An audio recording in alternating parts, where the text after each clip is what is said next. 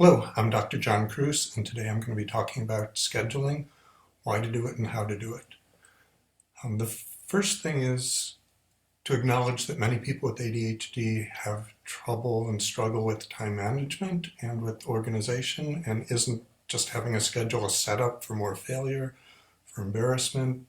Don't schedules just stifle creativity? Don't they destroy spontaneity? Don't they take away from your being an individual? And I would argue that given that you're the one who gets to be the scheduler, you're allowed to be, and I would recommend it you be, the most wise, benevolent, kind, supportive manager, scheduler you can be, and that none of these sort of traditional fears or worries about what scheduling has to mean, none of those are things you need to impose on yourself. And part of why I go into great detail why scheduling is important or why you should do it is because scheduling does take practice. You get better at it with time, but there's nothing particularly tricky or difficult about it. The biggest step seems to be getting people to do it. And again, many times they've had failures with other systems. They tried them for a short while, or they got confused, or they got off track and put them away. So at least half of what I'm talking about today will be trying to change your attitudes towards these scheduling and why you should be doing it. So the format for today is I'm going to spend about 20 minutes talking, and then hopefully there'll be 20 minutes for questions and answers at the end of it.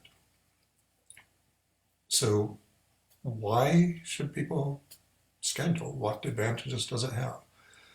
The first one is it helps make time feel more manageable, particularly when you're sheltering in place and the days seem to be endlessly flowing ahead of you without any clear delineations. It can be insurmountable. It can feel overwhelming to all of us, whether you have ADD or not. And again, part of ADHD is that there's a tendency to sort of focus on what's in front of you, and if what's in front of you is this undivided,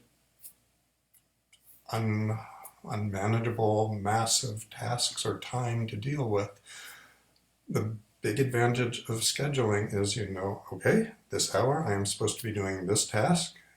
You may do well on it. You may have stumbles or places that give you difficulty during that task, but that task is going to be time limited, and at the end of the hour you're on to something else, even if it's a continuation of that same bigger task.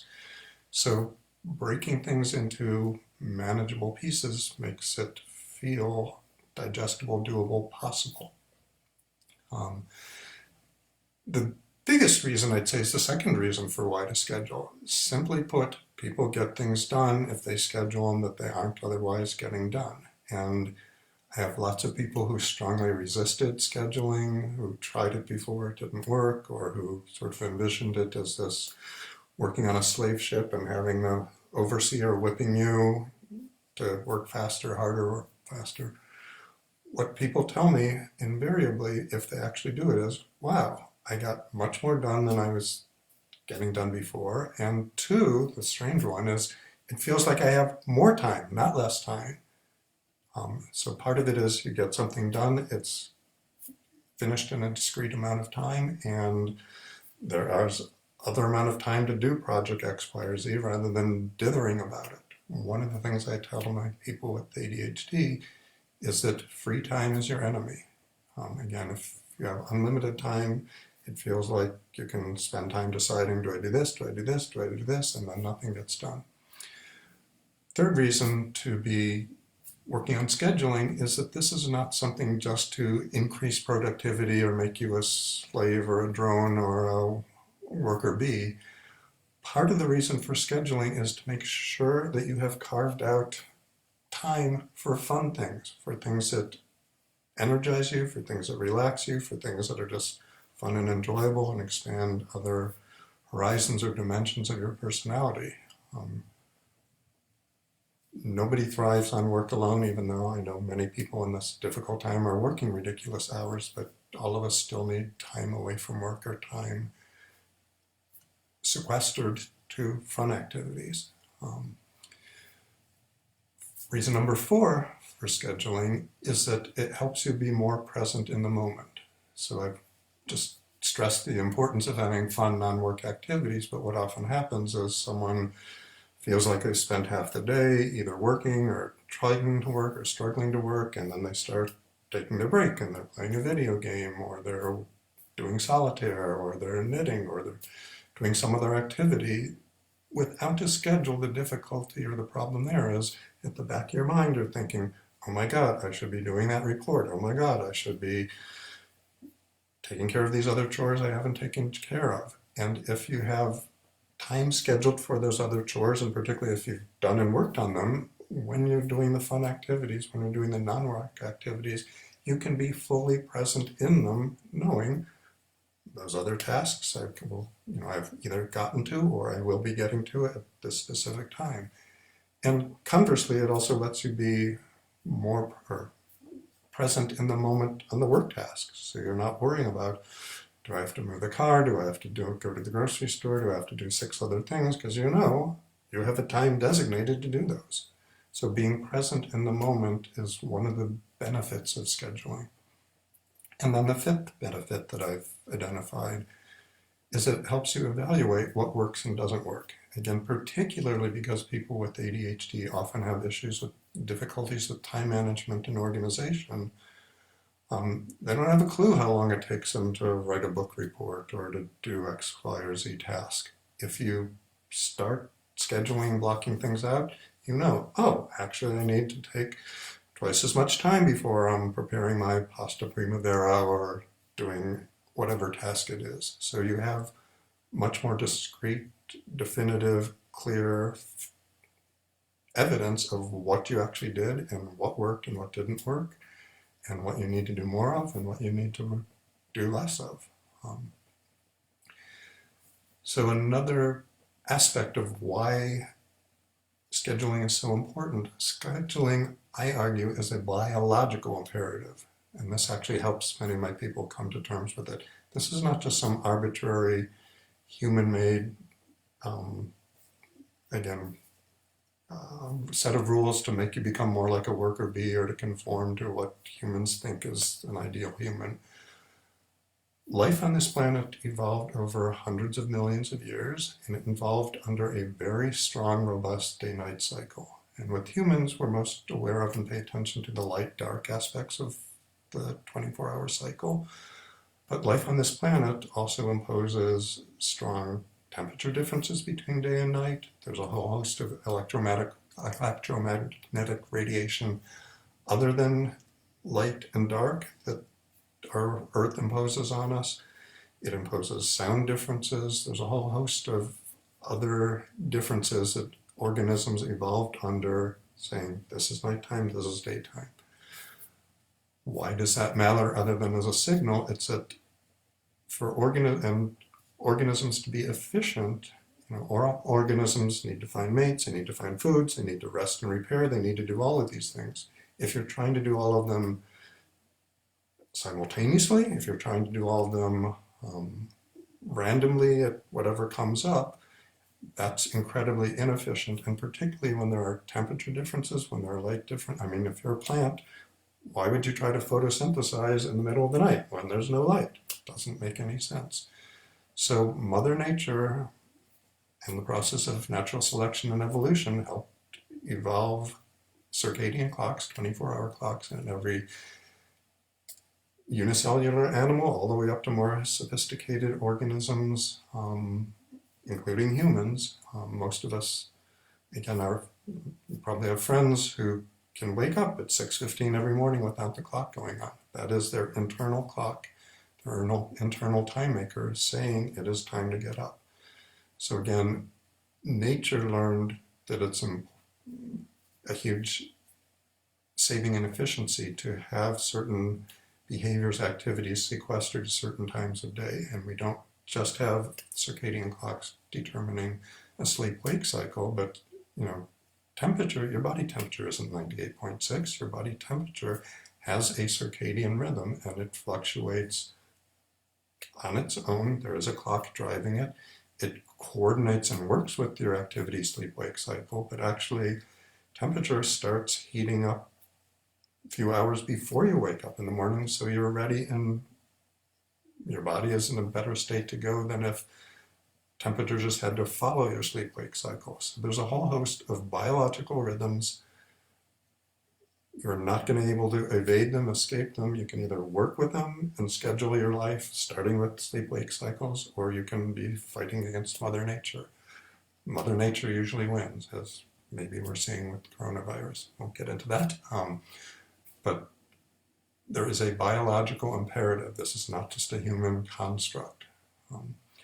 Particularly with mental health, there's some aspects of biological clocks. We know that sleep deprivation or getting too little sleep or the wrong sleep is a big trigger for mania. It's one of the most potent triggers for having panic attacks is sleeping poorly. And there's a small but growing body of literature for ADHD that dysynchronization of body and particularly cognitive rhythms may be part of why people have trouble concentrating, focusing, accomplishing tasks. So there have been a few studies using the bright lights that are used in winter depression for people who have the winter blues or depression. So giving these bright light exposure in the morning to people with ADHD who do not have any winter depression measurably improves cognitive performance within a few weeks. And again, that's separate from any mood component. So hopefully I've beaten over, not to be violent in the metaphors, but hopefully I've convinced you that scheduling is useful, scheduling is important, and moving on to how do you schedule?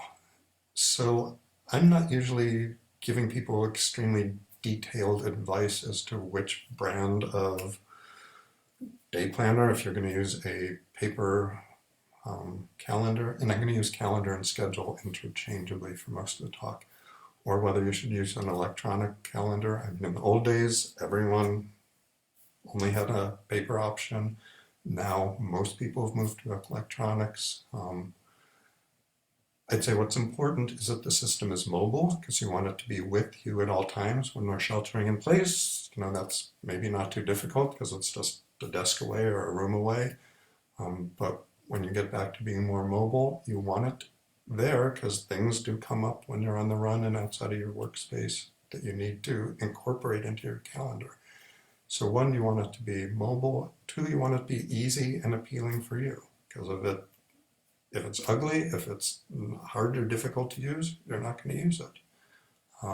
There are Attitude Magazine, which I praised last week, has reviews of different calendaring and other electronic tools that are helpful for people with ADHD, so you can see what those people's opinions are. But again, 99% of people might hate one device or system. If it works for you, go with it. Don't worry whether it's popular or not.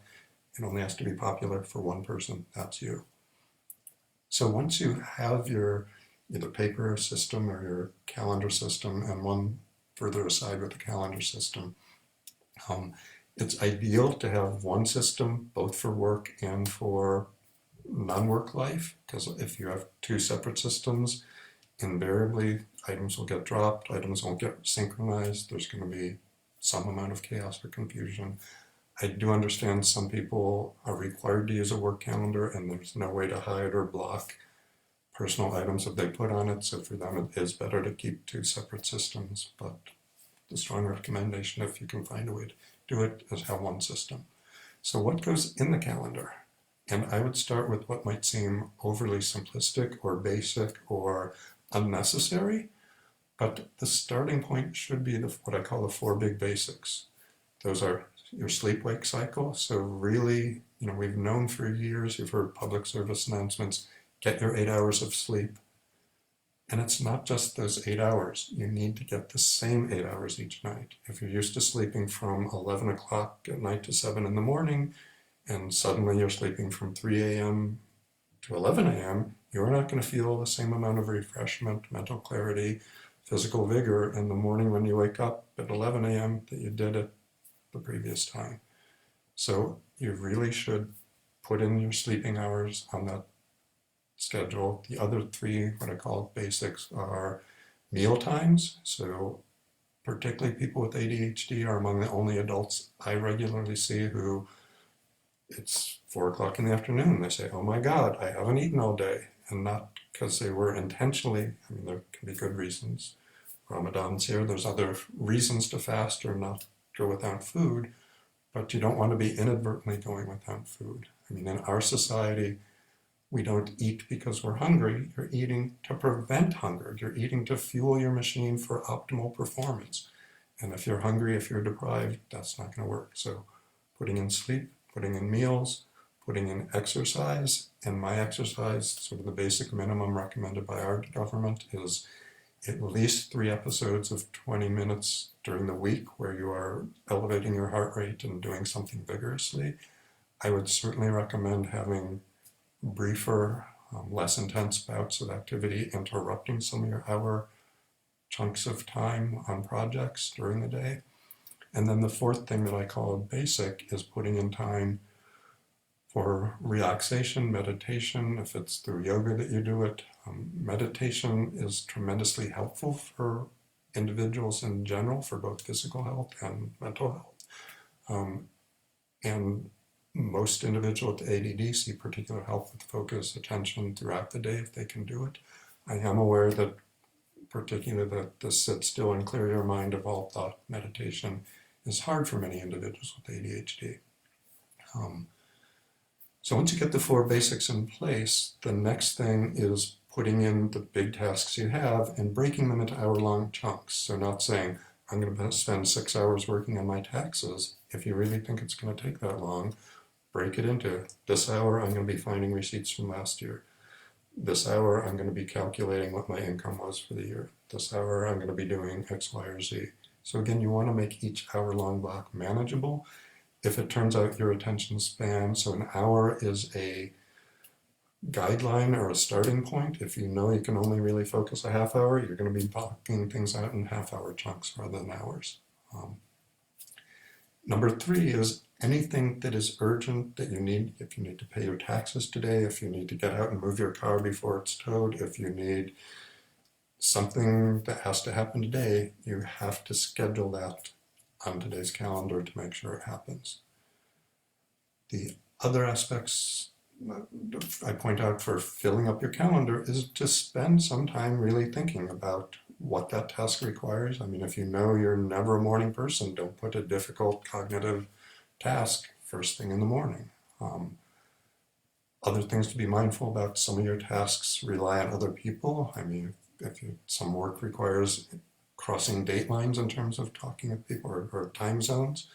So you need to, or you might need to be interacting with the business when it's open, not when it's not open.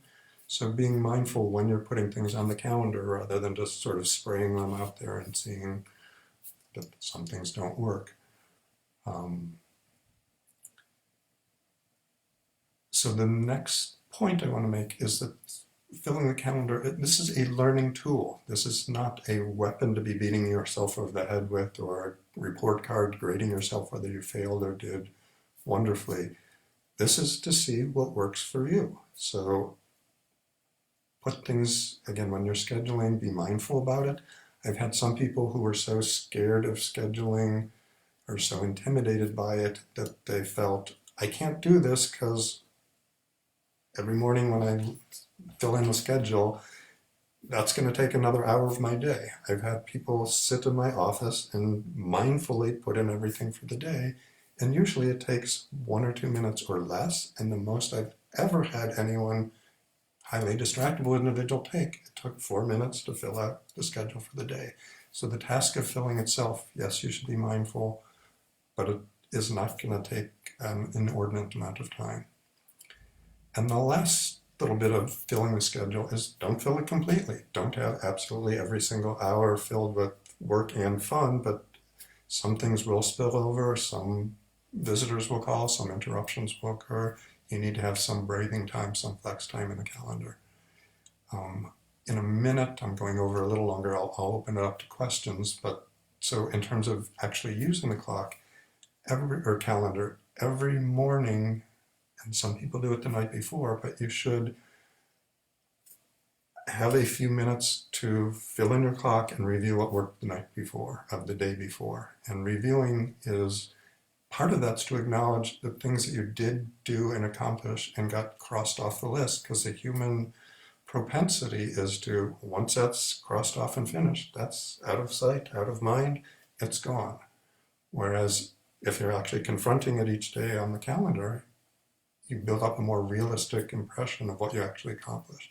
So many people feel their mind is preoccupied with all the things before them that they haven't done, that aren't finished, that they get a negative view of their own capability and accomplishments. So reviewing is important for learning what works and doesn't, and for reassuring yourself that you are getting some things done.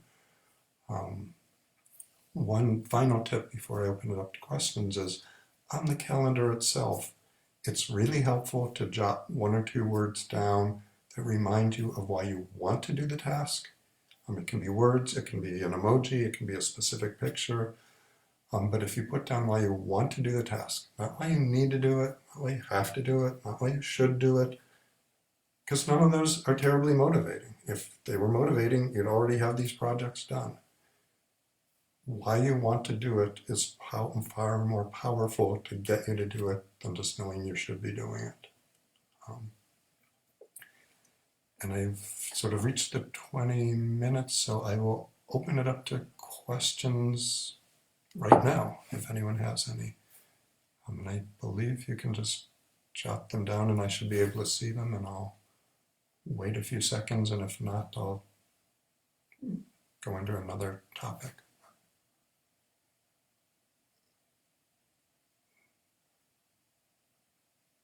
I feel like I should be playing the Jeopardy. Do, do, do, do, do, do, do. No questions at all? So one other sort of side and topic that intersects with the scheduling, the basic cornerstones for organization for anyone with ADHD are the schedule calendar that I've just been talking about. The other one is having a task list. And many people have a task list or 14 task lists for scraps of paper that they remember at the moment of things to do. The strong recommendation is to have one single task list, even combining work projects, fun projects, long-term projects, immediate projects, all on the same list, so they are all in one place, so you know what you are expecting of yourself to do.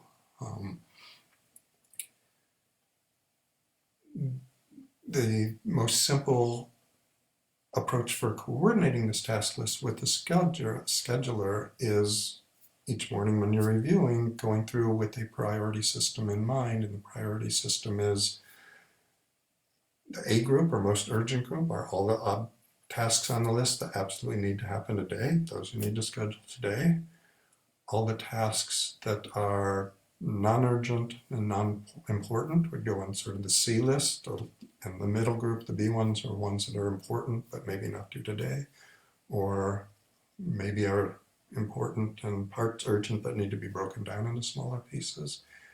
And the recommendation, because people with ADD, among others do as well, have a tendency of, oh, there's 400 things I could be doing. Oh, well, my nails need painting. I could paint those, and that's more fun than some of the other tasks, but I can get it done and cross one thing off my list. Well, you may have 10 fingers and 10 toes that are pretty looking, but if you really needed to move your car and pay your taxes and send a report into your boss, then you didn't get down what's important for the day. So the recommendation would be all the A list, all the important items get put on the schedule and done first, and then then you can move on to the B's, and until all the A's are done and all the B's are done, then you can't do any of the C's. And yes, with time, most of the C's will move up to the B or A category. But if you're doing all them ahead of time, then you're neglecting what's important to get done.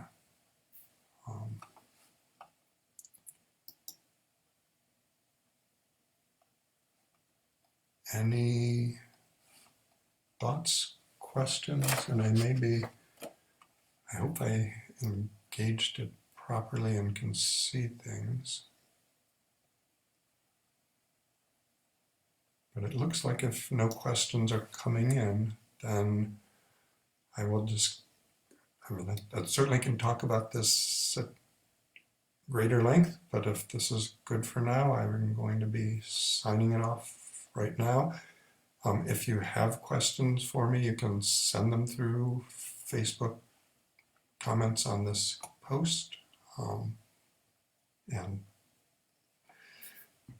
final word on scheduling, again, is that the most far-sighted, the most kind, the most gentle, the most benevolent part of you is the part of you that's going to be making up the schedule. It's not a sadistic taskmaster. It's not someone making you conform to others' beliefs. This is the part of you that wants you to achieve and accomplish things. So if you can remember that when looking at what you've done, what you've scheduled, and trying to listen to that part of you, and sort of ignoring the ADD impulse to, ooh, something more interesting came up right now. Well, that's much more interesting than what's on the calendar.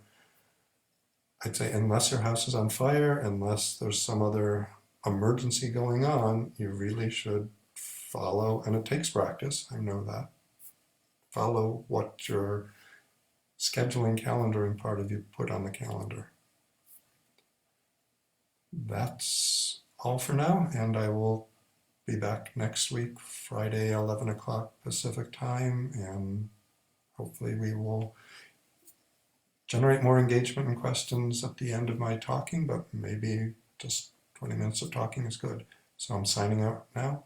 Stay safe, stay sane, and I'll talk with you next week. Bye.